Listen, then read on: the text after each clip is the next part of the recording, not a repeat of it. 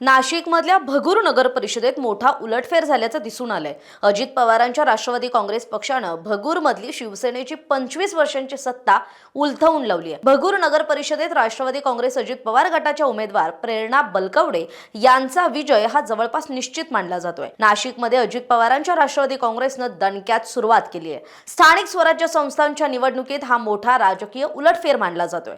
आज राज्यातील 246 नगर परिषदा आणि 42 नगरपंचायतीच्या निवडणुकीचा निकाल जाहीर होतोय।